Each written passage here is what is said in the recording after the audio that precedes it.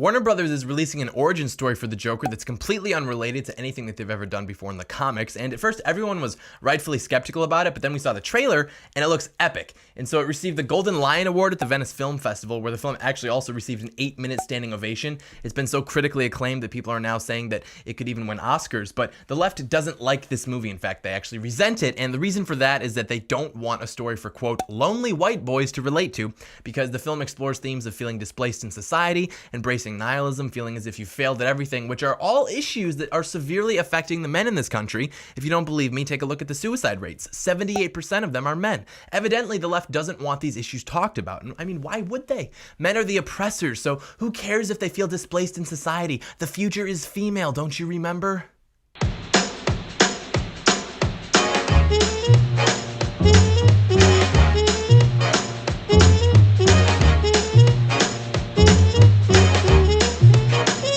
John Doyle in.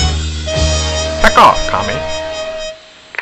Hello there, ladies and gentlemen. Welcome to Heck Off, Commie. While on the topic of clowns, I want to quickly touch on another movie that's about a clown, because It Chapter 2 is in theaters now, and the left is mad about that as well. For those of you that missed out on this very important story from a couple years ago, basically after the first installment of It came out 2 falls ago, the left spontaneously decided that Pennywise is a gay icon, and also that he's in a relationship with the Babadook, who's another horror movie monster. And they like to do this. They really just like to extrapolate upon a character's sexuality, like, hey, Pennywise is gay now. Hey, Captain America is gay now, regardless of the fact that sexuality literally has nothing to do with the story. They insist upon rebranding all of these characters as gay, and the reason for that is that it allows them to victimize themselves really well. People are attached to these characters, they are attached to the stories, and so when someone decides that, well, actually, this character is gay now, or this character should be gay, or it would be better if this character were gay, it's like, no, wait a minute, why? Like, how would that improve a story that exists independently of that? What is the benefit of compromising the integrity of a story that everyone already likes for what it is? Why don't you just go make your own characters? Then you can have them be gay and their little gay stories. And the response is, oh, you don't want Captain America to be gay simply for the sake of being gay? You're a homophobe. I told you that I'm oppressed. They'll never be satisfied, because let's say they do actually go make their own movies and the characters are gay. The problem that you're going to have now is you're going to have to achieve a balance within that story to where the characters are gay enough for you to feel that gay people are being adequately represented, but not too gay to where that's now the focus of the story, because if that's the focus of the story, it's going to isolate people, because the vast majority of people just can't relate to that. And so we've seen gay characters that have done this well before. I think Oscar from The Office is a good example, because he was gay, but that wasn't central to his character. He still had problems with an incompetent boss. He had problems with intolerable coworkers. He had an unappreciated genius to him. And so these are all things to which everyone can relate. But the radical left is never going to be able to successfully achieve this balance, because they want a character's gayness to be explicit so as to normalize it and or upset some viewers, which then enables them to play the victim card. So what they do instead is just try to take characters that are already successful and popular and just make them gay. And then they want to force you into defense, like, oh, well, what's wrong with the character being gay? And the response to that is, what the hell is wrong with the character being straight? Or in the case of Pennywise, the clown, like asexual. I mean, that's technically the monster's name. He exists basically just to eat and kill things. I read the book when I was 14. I don't really remember him having any sexual motivations. But anyways, basically what's happened is some leftists actually went and saw the second chapter of the movie, and they're now publishing articles like, Pennywise is surprisingly anti-queer in Chapter 2. This killer clown isn't the ally we thought he was. I'm sad to announce that Pennywise isn't gay or even an ally. And it's like, what are you even talking about? It's a fictitious clown that kills people. How pathetic are you people to where you need a murderous clown to be gay in order to feel validated? I get emails from my gay fans all the time with just paragraphs ranting about this type of stuff. It's basically, there's a part in the book, now in the movie, where a gay guy is pushed over the side of a bridge, I believe into a river, and then Pennywise murders him. So, okay, why does Pennywise murder him? Because that's what it does. It murders and it eats people. That's literally the point of the story, basically. But she finishes the article, I kid you not, by blaming this on Trump's America. Trump's America caused this. It doesn't matter that the story was published in 1986. Trump's America, no doubt. And I remember even laughing about this in 2017 with a friend of mine, because he and I both went through a Stephen King phase, and I remember seeing these articles saying that, oh, Pennywise the clown is gay. And I remember saying, like, do you think they even read the book? You know, he kills a gay guy. And evidently, they did not read the book, otherwise they would have had better foresight. And also, I'm going to show you a picture of the woman who wrote this piece. But first, I just want you to take a second and just imagine what she looks like in your head. Just take a second, get a good picture. You ready?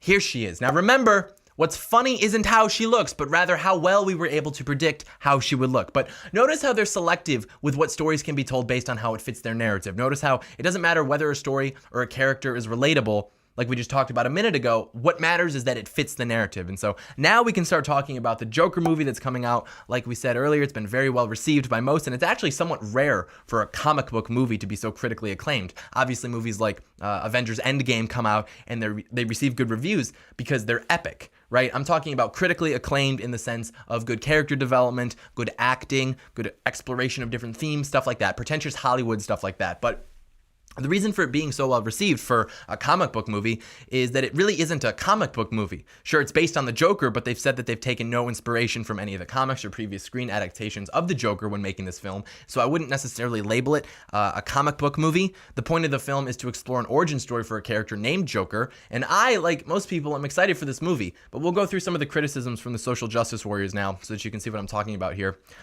This is one of the ones that's been spread around. This woman, Rachel Miller, says that she's bothered by the Joker movie because she doesn't want to see what drove the Joker insane. She doesn't want to watch a well-intentioned but unstable man get bullied until he turns into a mass murderer. She doesn't want to watch a man get rejected by women and then use that as an excuse for domestic abuse.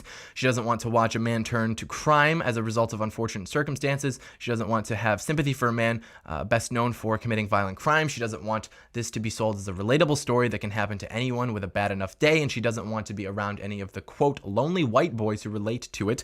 Pause. The problem with this is that in the trailers for this film, which is all we have from which to extrapolate, it isn't just that he's had a bad day, it's that he's a middle-aged man who still lives with his mother, he's never amounted to anything, he's ostracized from society. Not only that, he's beaten by people, he's physically beaten by people, he's isolated, he's got this spirit in him that seems to want to remain optimistic about things, and that's actually what the audience is witnessing, is that slowly disintegrate into a sort of nihilistic humor. So it's not that he's had a bad day, it's that he feels that his entire life has been without purpose and that he's isolated. And I'll probably do a video on that, to be honest, once the movie's actually released, like analyzing the character, perhaps why our society feels that they can relate to him so much. And that's the question for which these leftists have no serious answer. The recurring answer that I saw in the next piece that we'll go over is basically that white men feel entitled to everything, and when they don't get it, they have a problem with it. Forget the collapse of the family structure, forget how the negative effects of that disproportionately manifest in young men, forget the family court system that screws over the fathers that do try and stay in the picture, forget the opiate crisis, forget being shamed for masculinity, forget being made to believe in school by female teachers that you're defective and therefore need to be medicated. Forget the uphill battle young men face to attend higher education that's ignored because the unwarrantedly vindictive patriarchy, people. Forget the homelessness. Our biggest problem is that we're entitled. We're a bunch of spoiled white brats. They've figured it out. Thank you. She finishes by saying that she doesn't think that there's ever going to be a good time to make a movie that paints mass murder as the conclusion of a society that isolates people and whose system fails them, etc., etc., etc., because there's a bunch of armed white boys that are going to be inspired. This is the same as the violent video games cause mass shootings take. Let's look at the other one I saw. The author describes the film as a toxic rallying cry for incels. For those of you who aren't aware, incel stands for involuntary celibate. Men who identify as incels basically feel as if they're unable to attract women despite their attempts, and they often build up resentment towards women because of that. The biggest problem with painting this film as a film that's going to glorify incel violence is that there's virtually no evidence to suggest that there's any accuracy in that statement. I've combed through all the trailers for this film. In the first trailer, there's only one shot with an implied romantic interest, and they're sitting in a diner, seemingly on a date or something, and she appears to be laughing at something that he said. In the other trailers, there's only two shots with an implied romantic interest, one in which there is a cordial conversation and one in which he's actually kissing her. Now, we can speculate on whether or not that's actually happening or if it's in his schizophrenic delusion, whatever. There's virtually nothing that suggests that the cause of his nihilistic distraughtness is a lack of success with women. So that's just stupid. And let's also talk about the glorification of the violence, which we still don't know about since the movie isn't out yet.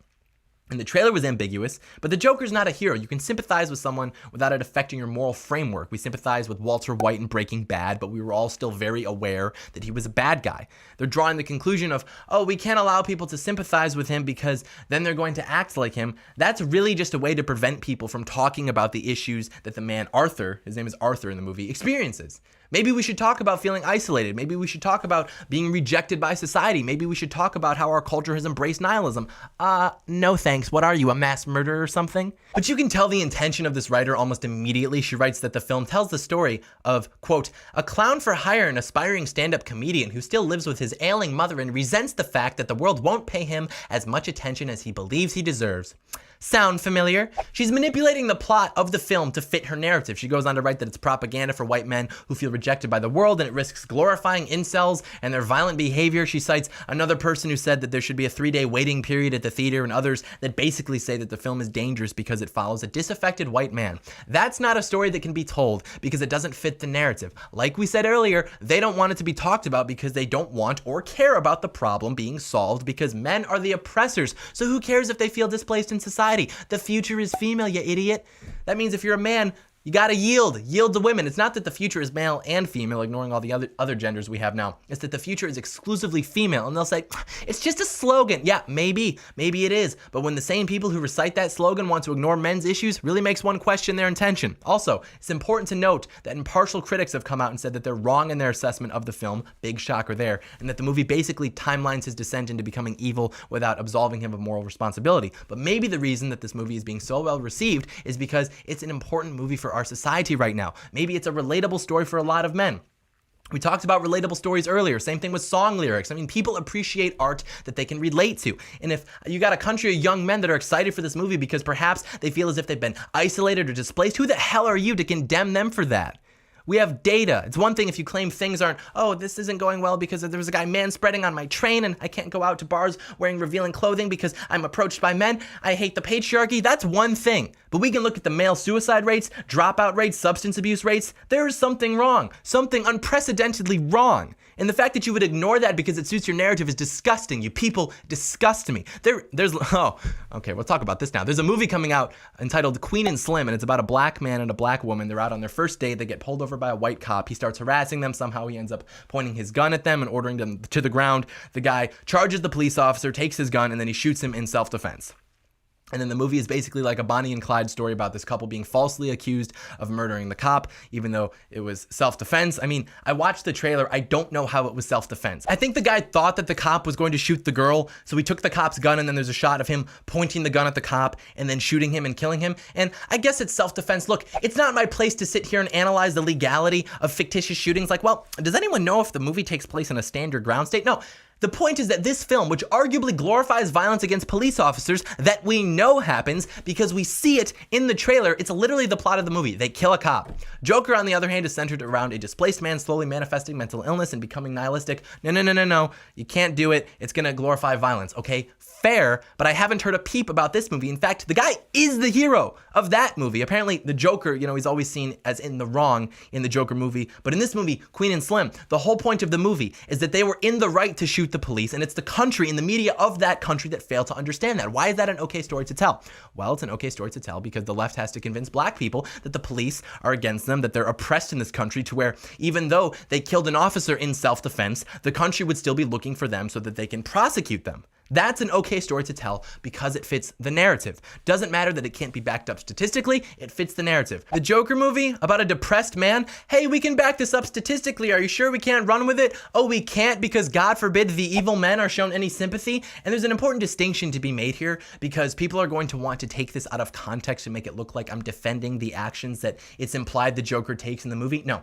Literally, all I'm saying is that men seem to be pretty lost in this country right now. We seem to be pretty depressed, pretty hopeless. Maybe it wouldn't be such a bad thing to bring attention to that through a film that explores those themes. That is all. The purpose is to entertain. We can all watch these bad things happen to him. Maybe somebody didn't have their act together when they were younger, so they had to live with their mother throughout their 20s, 30s, 40s, whatever. Maybe someone can relate to that. Maybe no one will be able to relate to being beat up for twirling a sign outside, but we can all still watch that and think, wow, I'm sorry that happened to him. Even when he becomes violent, that's obviously where he loses us. No one's going to make excuses for that. The left thinks that people are going to make excuses for that because they exist in a bubble, and they tend to be the ones within that bubble that make excuses for behavior and decisions. It's not crime, it's poverty. It's not illegally crossing the border, it's seeking a better life. It's not killing a baby, it's helping the baby by not allowing it to be born to a mother that's too busy with Pilates to care for it, etc., etc. Is it just me, or is it getting crazier out there? Yeah. Hey guys, if you like this video, give it a thumbs up. Why not? Maybe leave it a comment with your thoughts. Why not? Maybe subscribe to the channel. Again, why not? What do you have to lose? Content's epic. About to break 100,000. That's epic. Jesus bobblehead. Epic.